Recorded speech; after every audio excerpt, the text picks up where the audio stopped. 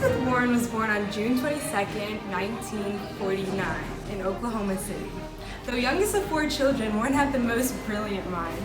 Warren's father worked as a maintenance man, and when she was 13 years old, he had suffered a heart attack. Not coming from a very wealthy family, Warren had to work shifts, waiting tables in order to help pay for her father's medical bills. Additionally, her mother worked at Sears to bring home extra cash. Warren became the state debate champion and graduated high school at age 16. In the same year, she was offered a full debate scholarship to George Washington University. At 18 years old, Elizabeth Warren left J.W. Washington to marry her first husband, Jim Warren, then moved to Texas and finished her speech pathology degree at the University of Houston.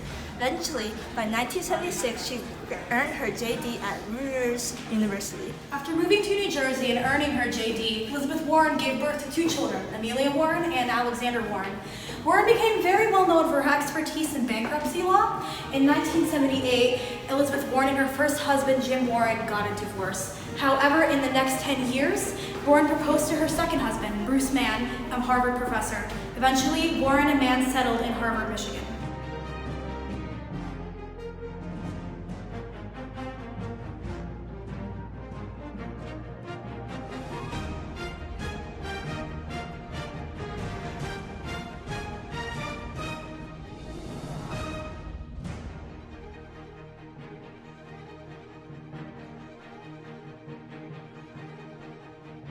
Let's talk about Warren's political history. In 1995, in teaching law at Harvard, she was asked to become the new chief advisor of the National Bankruptcy Review Commission up until 2005. 3 years later, in November 2008, she was tapped by the Senate Majority Leader, Harry Reid, to chair the Congressional Oversight Panel. That was created in order to watch over a $700 million bank bailout, which was called the Troubled Asset Relief Program. September 2009, President Obama appointed her to Assistant to President and Special Advisor to the Secretary of Treasury on the Consumer Financial Protection Bureau.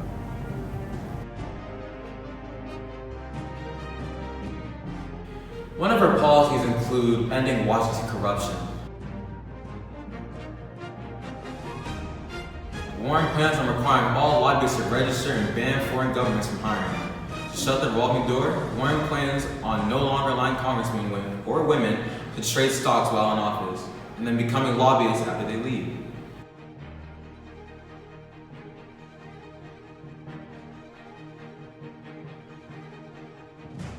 She will also require every candidate running for federal office to post their tax return offices.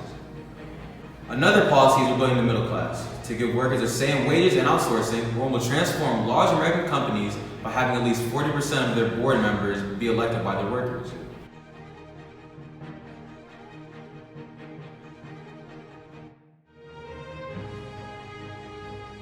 Warren will strive to bring a new era of antitrust enforcement. She will also create an ultra-millionaire tax and use that money for universal child care, student loan debt relief, deposits on Medicare, and outlays in housing. One of our platforms is strengthening our democracy.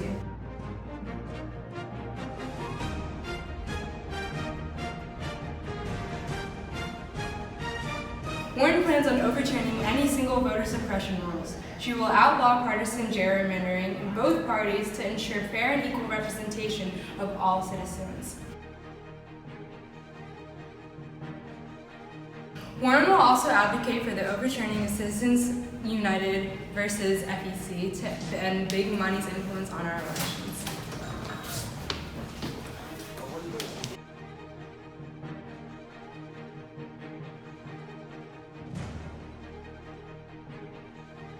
Warren's third platform is equal justice under law.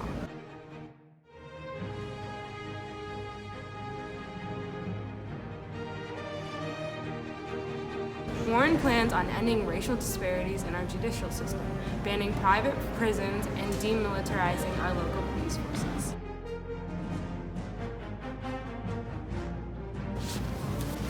Hey! Did you know Elizabeth Warren will decriminalize marijuana and advocate for a comprehensive sentencing reform? Did you know that she will also reinforce a commitment to prosecuting giant corporations when they cheat their customers or employees? Whoa! Warren's last platform is a foreign policy for all. Warren plans on opposing NAFTA 2.0 and bringing troops home so that they receive their well-earned support and benefits. She will cut the bloated defense budget and end the stronghold defense concentration on our military policy. One will also reinvest in diplomacy to strengthen ties with allies and create new solutions for global problems such as cybersecurity and climate change. Elizabeth Warren started with $11.2 million after only accepting grassroots donations and no type of PACs from federally registered lobbyists. She's behind other Democratic candidates in funding, but she has the strongest policies and moral incentives. An interest group that has consistently supported Warren is Emily's List, a group that supports pro-choice Democratic women, the Planned Parenthood Action Fund, which is a group that protects reproductive rights and healthcare, and the NAACP. It should be expected that they will support Warren in her 2020 presidential campaign.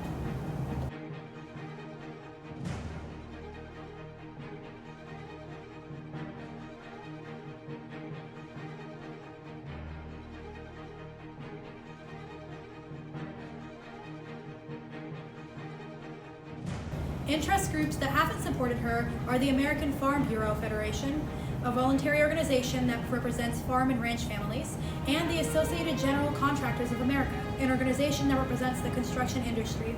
They most likely don't support her because her strong liberal views probably don't connect with their more conservative ones, especially considering she represents the state of Massachusetts, whereas they probably live more in the Midwest, where they don't feel as represented by someone living in the North.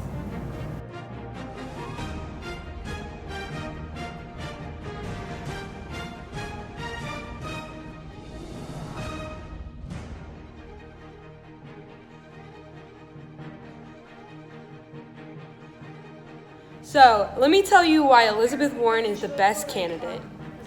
Oh, hey guys, come over here. Yeah, hey. But anyway, so I was gonna vote for him, but then I was like, no. Okay. So, let's talk about why Elizabeth Warren is the best Democratic candidate. Coming from a poor family, she understands what it's like to be led by a government that doesn't advocate for your issues. That's why Elizabeth Warren works for you and not herself. Elizabeth Warren is modest, moral, and motivated.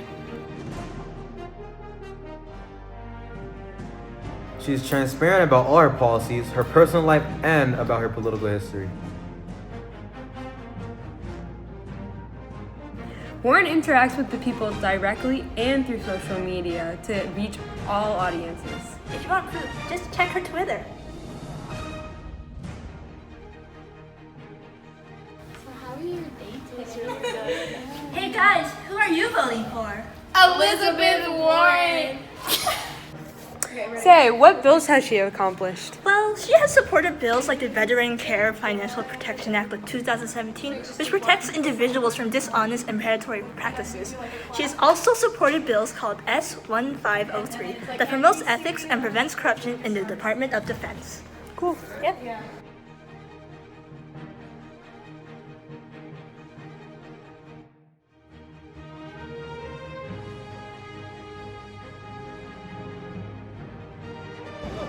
Hey guys, what are you doing? Reading her tweets. Oh, cool. What did they say? Here's one. I struggled for years to juggle my family and my teaching job. The constant search for good, affordable childcare nearly knocked me out. Luckily, my Aunt B stepped in to help, but that's not every family has an Aunt B, and that's why I'm fighting for #universal childcare. Cool. Another one she said was, workers at UMass Memorial provide life-saving care for people in central Massachusetts. I'm very glad to see that Share Hospital and AFSCME and UMass Memorial have ratified a new 4-year contract that improves patient care, raises wages, and strengthens workers' voices. Renee, what's your favorite? I think my favorite is if the companies that belong to the U.S. Chamber and Shop Floor 8 NAM really support efforts to #Act on Climate. They should put people over profits and stop funneling money to the #Chamber of Carbon and other anti-climate lobbying groups. Guys, tell them what they should do. Vote for Elizabeth Warren!